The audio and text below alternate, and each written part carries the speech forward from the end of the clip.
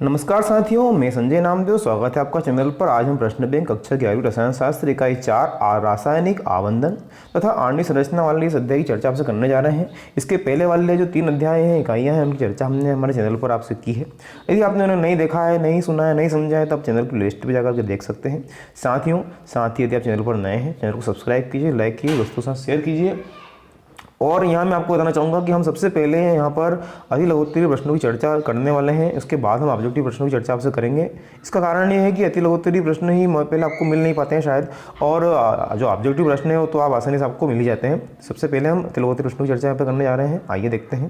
पहला हमारा प्रश्न है, यद्यपि NH3 अमोनिया और जल दोनों अणुओं की ज्यामितीय विकृति चतुष्फलकी होती है, तथापि जल में आबंध कोण अमोनिया की अपेक्षा कम होता है। इसकी विवेचना हमें करना है।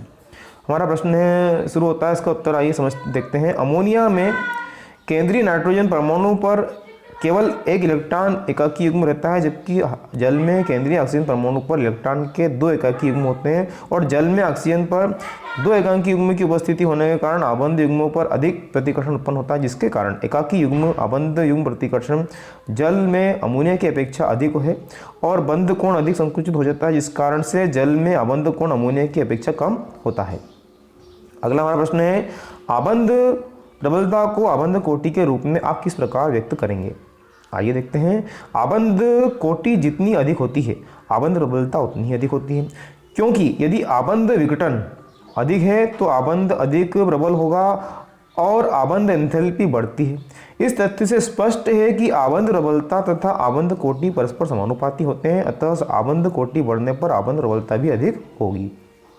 इस तरह से हमारा अगला प्रश्न है, यद्यपि BeH आबंध ध्रुवीय है तथा BeH2 अणु का द्विध्रुव आघूर्ण शून्य है, स्पष्ट कीजिए। आइए देखते हैं।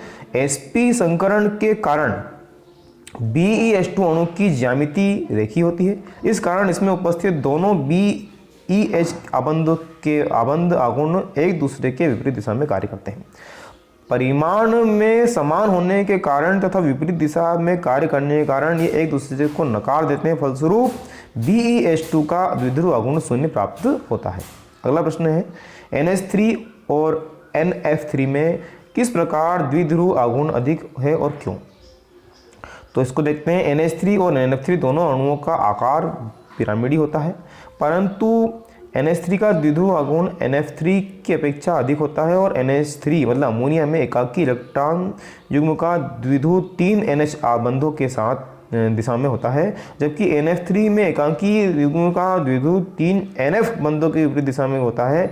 ये दिशा में होता है और ये विपरीत दिशा में होता है, जिसके कारण NF3 का द्विध्रुव आघूर्ण का मान जो है घट जाता है। ये विपरीत होने के कारण ये क्या हो जाता है? घट जाता है। अगला प्रश्न है, क्या निम्नलिखित अभिक्रिया के फलस्वरूप B तथा N परमाणु की संकरण अवस्था में परिवर्तन होता है? इस अभिक्रिया को आप देख पा रहे हैं। तो यहाँ देखते हैं कि NF3 में 3 आबंध युग्म और O एकांकी युग्म होते हैं, जिसके कारण बोरान जो है sp2 संकलित होता है, और अमोनिया जो है वो 3 आबंध युग्म एक एकांकी की उपस्थिति के कारण नाइट्रोजन संकलित होता है। अभिक्रिया के पश्चात बोरान sp3 संकरण में परिवर्तित होता है, परंतु नाइट्रोजन का संकरण समान ही रहता है, और नाइट्रोजन अपने एकाकी युग्म के को इलेक्ट्रॉन की कमी वाले B के साथ साझेदारी करता है। इस तरह से इसकी संक्रिया आप देख पा रहे हैं। अगला है, निम्नलिखित अणुओं में सिग्मा और पाई आबंधों की जो कुल संख्या वो बतानी है। तो यहाँ पे C2H2 और CH4 की चर्चा आपसे की जाए। तो यहाँ पे C2H2 जो है इसमें 3 सिग्मा बंध और 2 पाई बंध है। इसी प्रकार अगले वाले में यहाँ पे जो हमारा मीथेन वाला है, इसमें 5 सिग्मा बंध है और 1 पाई बंध है। एक अक्ष को अंतर्नाभिकीय अक्ष मानते हुए बताइए कि निम्नलिखित में से कौन सा कक्षक सिग्मा आबंध नहीं बनाएगा और क्यों? क, ख, ग और घ। तो यहाँ पर 1s तथा 1s और 1s और 2px तथा 1s और 2s सिग्मा बंध बनाएंगे, क्योंकि कक्षक गोलीय और सममित है। अर्थात 2px और 2py और 2py सिग्मा बंध नहीं बना सकते, क्योंकि ये ऑर्बिटल y अक्ष के अनुतटीय होने के कारण अक्षीय अतिव्यापन नहीं कर सकते हैं। मतलब यहाँ पर अतिव्यापन का महत्व होता है बंध में, सिग्मा बंध में। तो यहाँ पर अतिव्यापन नहीं होने के कारण इसमें यह नहीं हो पाएगा, और अनुतटीय होने के कारण अक्षीय अतिव्यापन नहीं कर सकते। इस प्रकार सिग्मा आबंध का निर्माण नहीं कर सकेंगे, और ये केवल पार्श्वतल अतिव्यापन करके आबंध बना सकते हैं, इसलिए एक कक्षीय अंतर नाभिकीय अक्ष होती है। अगला हमारा है FeCl2 और FeCl3 में किसमें से संयोजी गुण अधिक होगा? आइए देखते हैं। फजान के नियम के अनुसार जैसे जैसे धनायन का आकार बढ़ता है उसकी ध्रुवण शक्ति कम होती जाती है। इस प्रकार सहसंयोजी गुण कम हो जाता है और इसी कारण से FeCl2 जो है वो बड़ा हो जाता है FeCl3 के। यही कारण है कि FeCl2 के अणु में FeCl3 से अधिक सहसंयोजी गुण पाया जाता है। अगला है BeF2 और OF2 में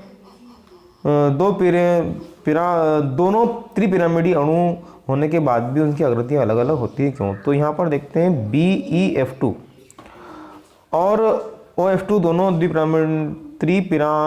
परमाणु अणु हैं, परंतु इनकी आकृति अलग होती है क्योंकि BeF2 एक रेखीय संरचना होती है तथा इसमें sp संकरण होता है, और लेकिन OF2 एकाकी युग्म होने के कारण इसकी आकृति चतुष्फल की होती है, जिसके कारण इसके इसकी जो अलग होती है क्या होती है? संरचना।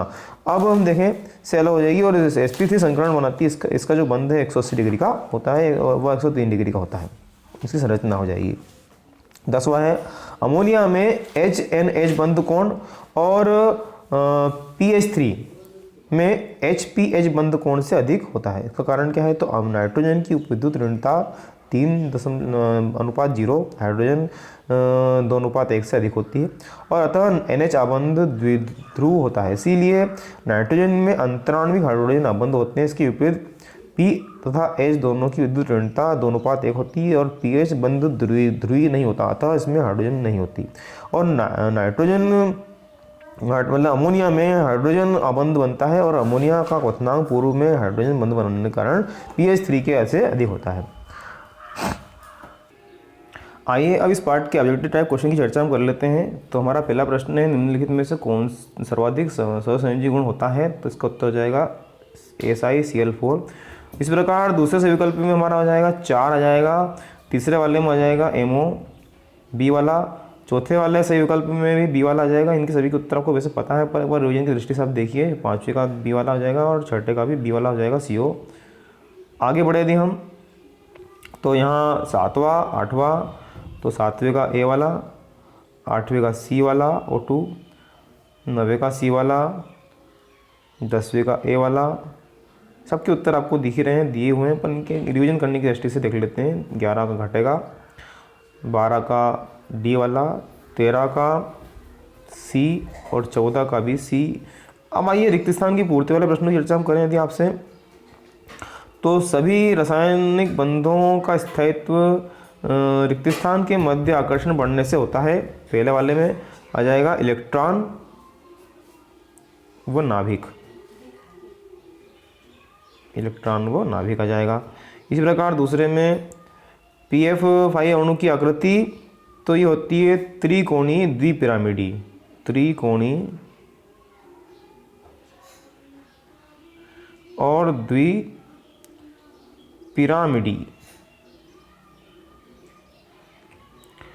NH4 प्लस आयन में बंध कोण का मान होता है तो 109 डिग्री 28 मिनट।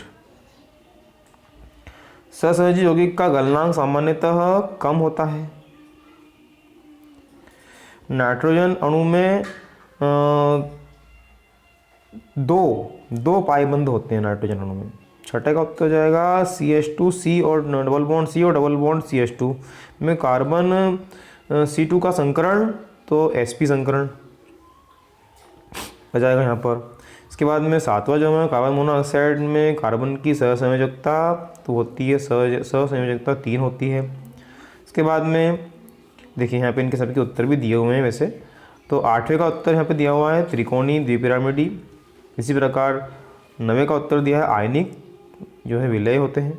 10वें का CO2 हो जाएगा और इस प्रकार 11 और 12 का उत्तर भी आप देख पा रहे हैं। आप हम सही जोड़ी की बात कर लेते हैं।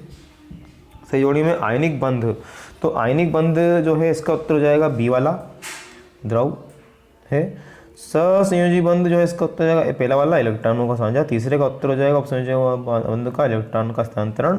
और HF वाला जो है इसका उत्तर हो जाएगा HF दूसरी जो हमारी सही जोड़ी की बात यदि हम करें तो पहले वाला का आ जाएगा रेखी का, इसमें डी वाला आ जाएगा। दूसरे का आ जाएगा द्विध्रुव आघूर्ण वाले का ए वाला। फिर तीसरे में चतुष्फलकी का ई वाला हो जाएगा और अष्टफलकी का हो जाएगा सी वाला। और त्रिकोणीय द्विपिरामिड आकृति BeCl2 की हो जाएगी। तो इस प्रकार साथियों आज के अंक में इतना ही। अगले भाग में हम द्रव्य की अवस्थाएं लेकर के आएंगे। धन्यवाद।